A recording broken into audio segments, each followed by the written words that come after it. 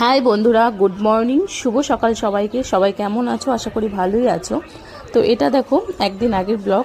তো যেদিন আমি বাবার বাড়ি থেকে শ্বশুর বাড়ি চলে আসলাম সেই দিনের বিকেলের ব্লগ এটা। তো দেখো, সবাই তো তোমরা জানোই যে আমি কয়েকদিন গেছিলাম বাবার বাড়িতে, যেহেতু ছেলে মেয়ের স্কুলের ছুটি ছিল তাই চলে গিয়েছিলাম কয়েকদিনের জন্য।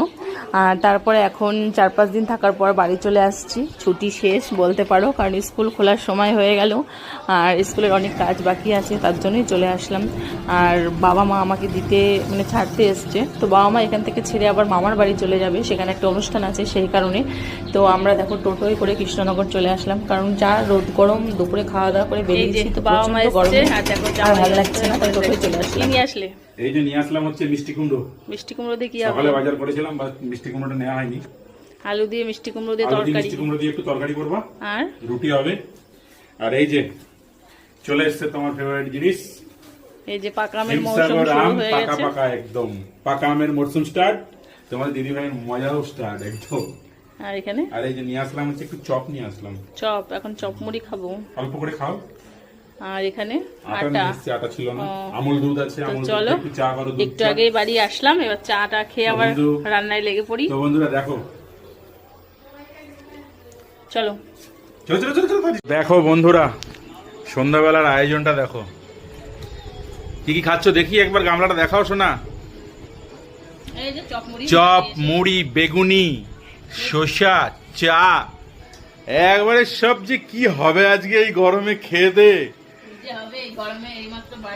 তো দেখো তোমার দিদি ভাই চলে এসছে বাড়ি এসেই সন্ধ্যাবেলার টিফিন চলছে এখন, কিন্তু প্রচন্ড গরম, কি অবস্থা দেখো সব।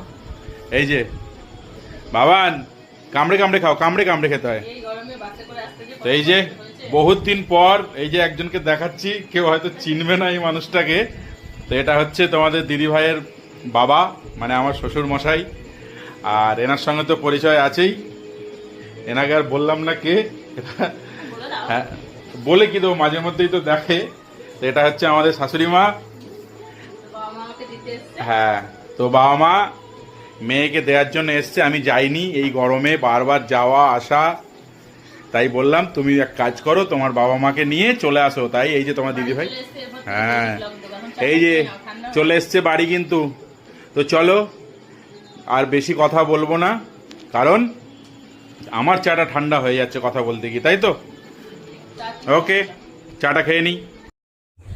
আর তারপর দেখো খাওয়া দাওয়া কমপ্লিট হয়ে গেছে, এবার ঘুমাতে চলে এসেছি। নিজের বাড়িতে আসারও কিন্তু একটা আলাদা শান্তি আছে, কারণ ওইখানে ছিলাম প্রচুর গরম, আর বাড়ি এসেছি তো অনেকটা হালকা লাগছে।